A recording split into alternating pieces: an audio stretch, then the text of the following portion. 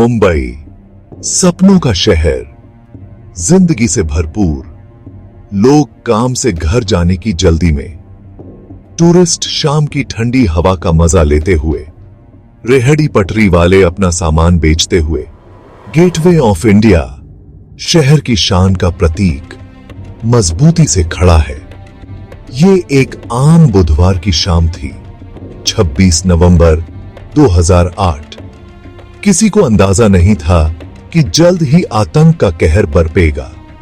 हवा में street food की खुशबू, बच्चे पार्क में खेल रहे हैं, परिवार डिनर की तैयारी में जुटे।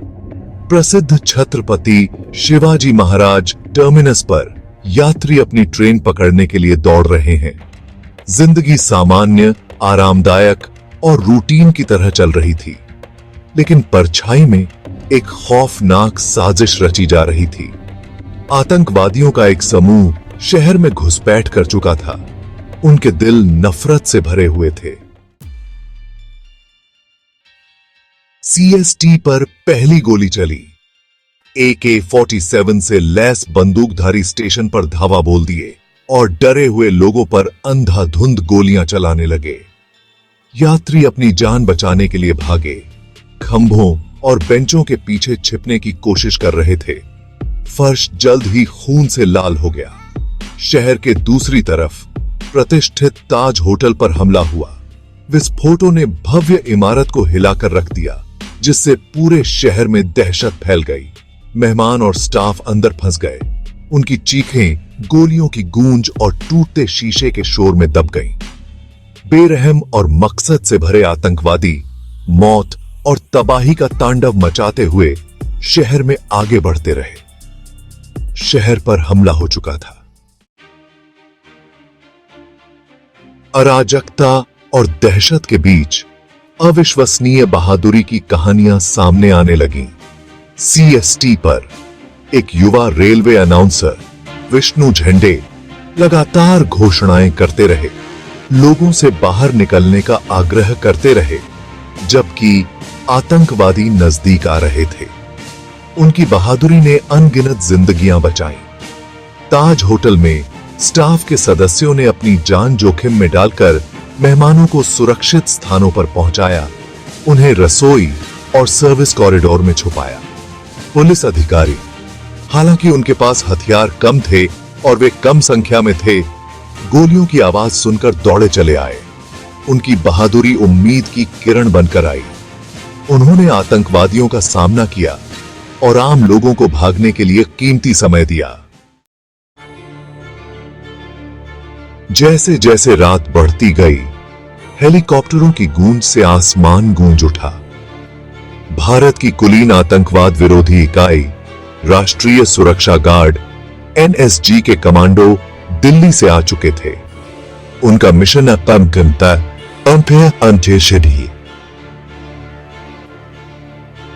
आतंकवादियों को ढेर करना और शहर को सुरक्षित करना।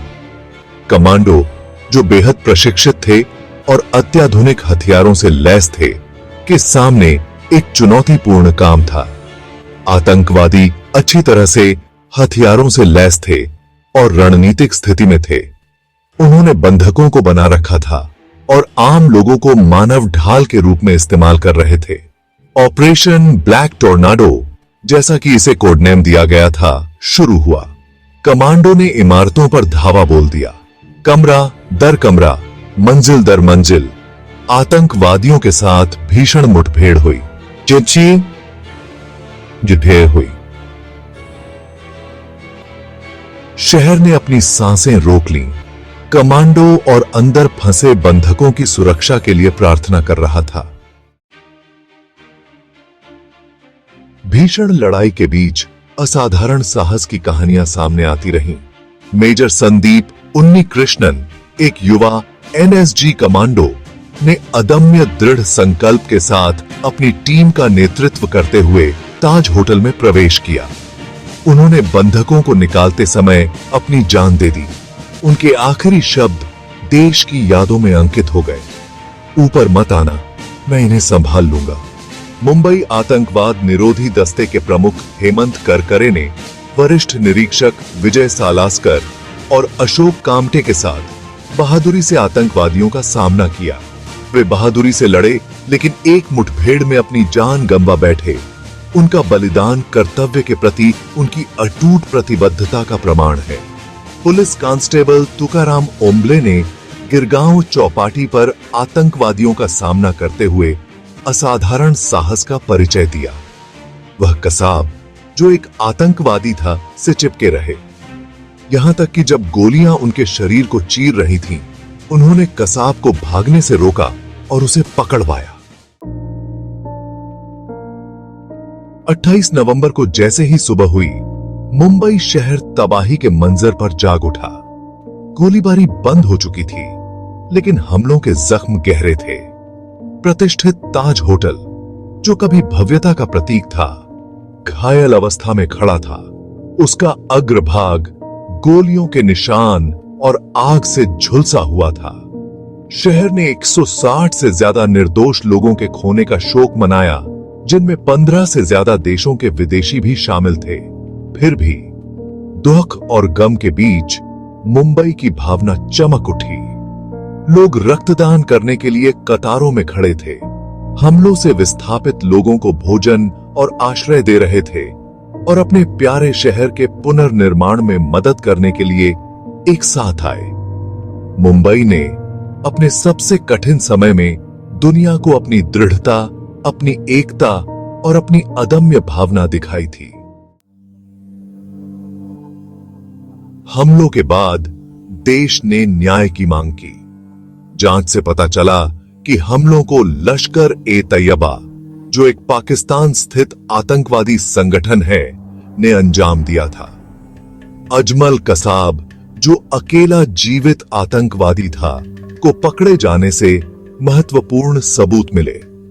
कसाब के मुकदमे और उसके बाद सजा ने एक कड़ा संदेश दिया कि जो लोग आतंक के कृत्य करते हैं, उन्हें जवाबदेह ठहराया जाएगा। कसाब की गवाही ने साजिश के भयावह विवरणों, आतंकवादियों द्वारा प्राप्त प्रशिक्षण और उनके इरादों का खुलासा किया। उसे पकड़ा जाना और सजा मिलना न्याय की जीत थी, जो भारतीय सुरक्षा बलों के अथक प्रयासों का प्रमाण है। इस मुकदमे ने आतंकवाद के खिलाफ लड़ाई में अंतर्राष्ट्रीय सहयोग की आवश्यकता पर भी प्रकाश डाला। मुंबई पर हुए हमले केवल भारत पर हमला नहीं थे, बल्कि मानवता पर हमला थे, जिसमें एकजुट वैश्विक प्रतिक्रिया की मांग की गई थी। 26/11 के हमलों को सालों बीत चुके हैं, लेकिन उस भयावह रात की यादें हर मुंबईकर के दिल में अंकित हैं। शहर फिर से खड़ा हुआ है, मजबूत और अधिक लचीला, लेकिन यह नहीं भूला है। हर साल 26 नवंबर को मुंबई पीड़ितों को याद करने और नायकों को सम्मानित करने के लिए रुकता है। हमलों के स्थलों पर स्मारक खड़े हैं, जो खोए हुए लोगों और किए गए बलिदानों की मार्मिक याद दिलाते हैं।